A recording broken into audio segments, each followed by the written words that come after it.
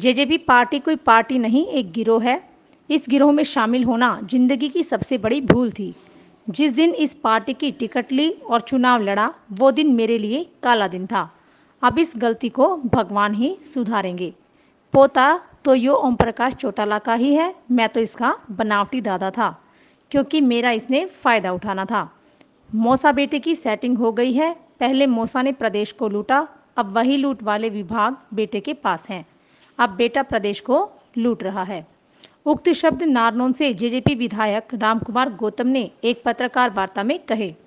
पिछले काफ़ी समय से अपनी ही पार्टी जजपा के मुखिया और प्रदेश के उप मुख्यमंत्री दुष्यंत चौटाला पर तीर छोड़ रहे हैं।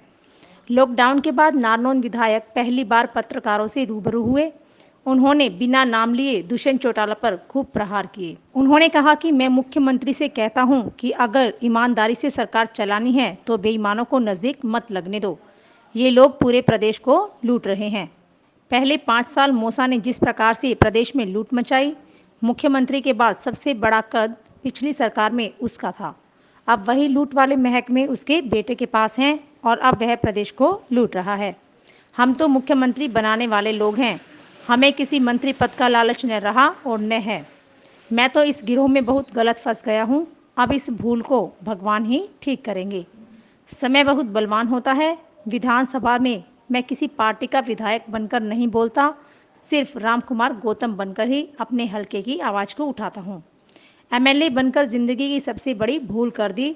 सोनाली फोगाट के मामले पर बोले रामकुमार गौतम, अगर अधिकारी सही है तो उसके साथ गलत हुआ है, अगर अधिकारी भ्रष्ट है और उसने एक महिला को अपशब्द कहे हैं तो उसको जूतों से भी बड़ी चीज़ से पीटना चाहिए था। से नीचे तक सभी इसमें चोर हैं। ऊपर से नीचे के जो सबसे बड़े आदमी हैं फूड सप्लाई के, वो बड़े चोर हैं। और यहाँ का जो डीएफएससी है, जो नोडल अफसर है, उसने बदमाशी में कोई कमी नहीं छोड़ी। उसने फार्म सबके रिजेक्ट कर दिए, टेंडर के जितने भी फार्म आए हुए थे। चीफ मिनिस्टर के इंटरवेंशन के बाद दूसरे फार्म कंसीडर किए हैं। तो इससे बड़ी और चोर की क्या निशानी होगी।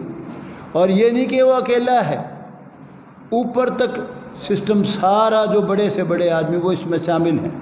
उनका धंधा ही केवल ये है कि किस तरह से हम जल्दी से अरबों खरबों रुपया कमा लें। देश जाओ भाड़ में, लोग जाओ भाड़ में, किसी से कोई लेना देना नहीं है। जात पात ये वो सब बकवास की बातें, उनमें कोई दम नहीं है। जो ये महकमा है ये दुष्यंत चौटाला के पास में, आपकी पार्टी के लीडर पर है, क्या उनकी भी मिली भगत है इस मामले में? और किसकी होगी मिली भगत? अगर दुष्यंत चौटाला के पास 3 बार मिले हैं ये लोग, उसने समाधान क्यों नहीं किया? उसकी जिम्मेवारी थी। और ये हल्का नारनौल हल्का ही एक ऐसा हल्का है जहाँ से दुष्यंत चौटाला जीता था। 3 बार ये लोग गए हैं। मैंने इतनी बार मुख्यमंत्री जी से बात करी है कि बेचारे तबाह हो गए लोग वहाँ यहाँ के। उन्हें इंक्वायरी भी करवाई, लेकिन इंक्वायरी में दूध की रखवाली बिल्ली वही चोर उचक के इंक्वायरी के लिए आगे जो इसमें इन्वॉल्व हैं। यहाँ बहुत बड़ा पिक एंड चूज हुआ है। कुछ लोगों के तो बेचारों के सारी यूँ की यूँ फसल, वो गेहूँ खड़ी है आड़तियों की, उनके पास पड़ी है। कई लोगों की बहुत दिन पहले उठ गई। तो ये सारी बात जो है, इसकी इंक्वायरी भी होनी चाहिए और एक्शन भी होना चाहिए। मैं तो आया था आज इसलिए कि सरकार ने बहुत बड़ी गलती की है। कहा था ये कि 72 घंटे में पेमेंट करेंगे, लेकिन आज तक भी किसानों की पेमेंट नहीं आई है। किसान बेचारा रो रहा है। किसान के पास और क्या जरिया है बताओ? वो तो फसल आएगी, पैसे आएंगे जब घर में कोई किसी तरह का कोई फंक्शन भी जब होगा, शादी भी जब भी करेगा बेचारा। ये सरकार ने बहुत बड़ी गलती की है।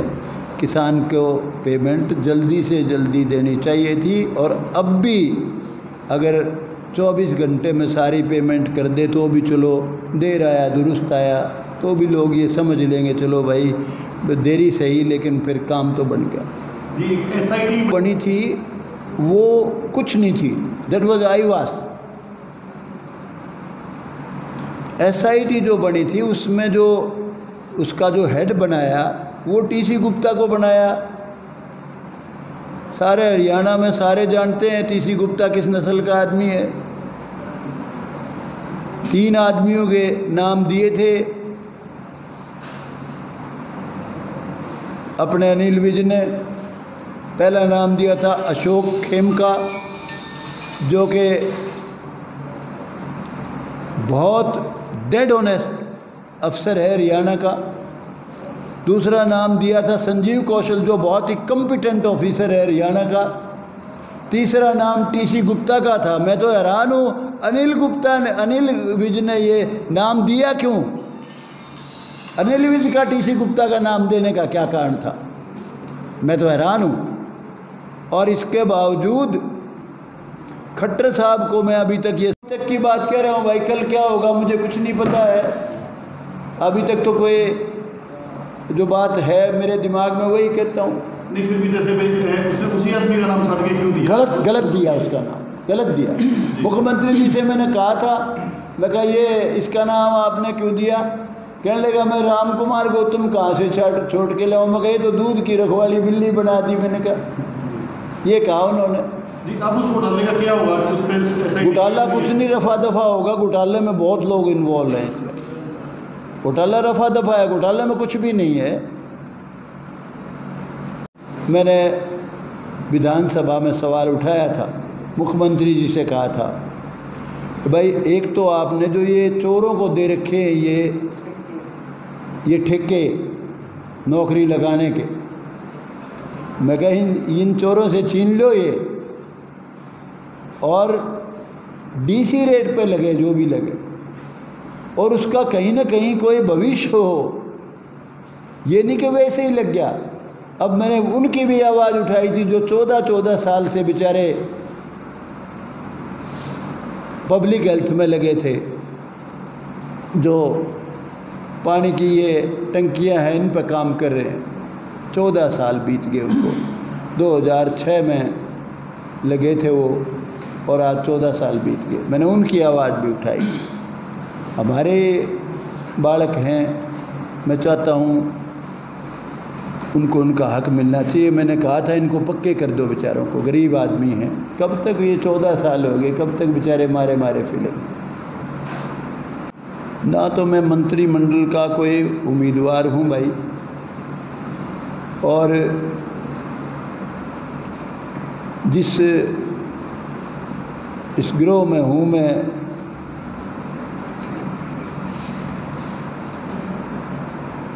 ये तो मेरे को अगर त्रिलोकी का राज दे तो भी नहीं लूँ, है ही कुछ नहीं।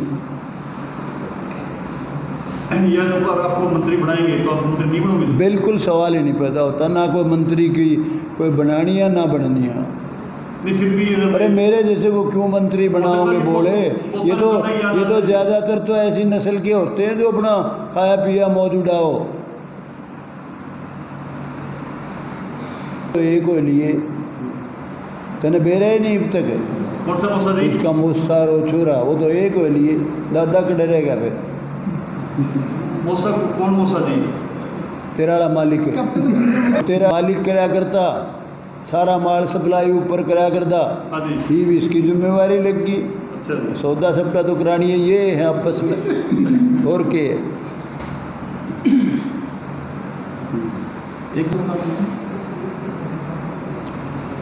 देखिए ऐसा है, मैं तो उस कर्मचारी को नहीं जानता हूँ, वो किस नस्ल का है मुझे नहीं पता।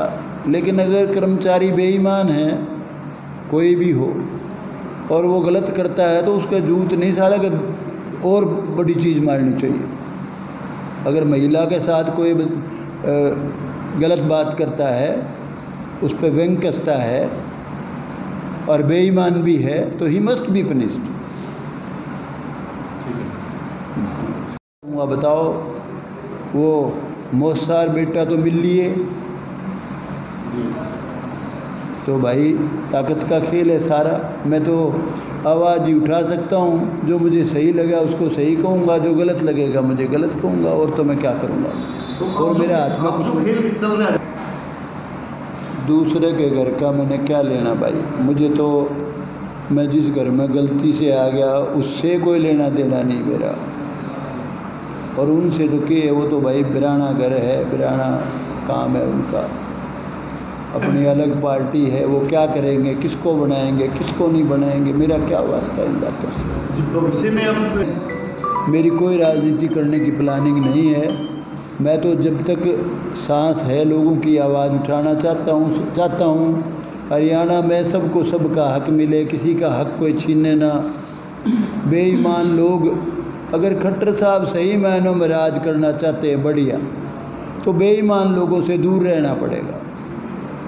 और बेईमान जो भी अफसर हैं, बेईमान जो भी पॉलिटिशियन हैं, उनसे दूर रहना पड़ेगा भाई। और कोई आदमी यूँ कहता है जी मैं तो 6 साल मुख्यमंत्री रह गया, और आगे का के पता कितने साल रहो। मुख्यमंत्री तो 1 दिन रहे भाई, लेकिन लोगों को याद रहो कि मुख्यमंत्री था। मुख्यमंत्री 6 साल रहो चाहे 26 साल रहो, अगर इसी तरह का जो खेल जुगरे चल रहा है, बेईमान लोग बेईमाना करके लूट पाट कर रहे हैं, और वो बिल्कुल राष्ट्र की तरह से बना रहेगा, तो फिर क्या फ़ायदा।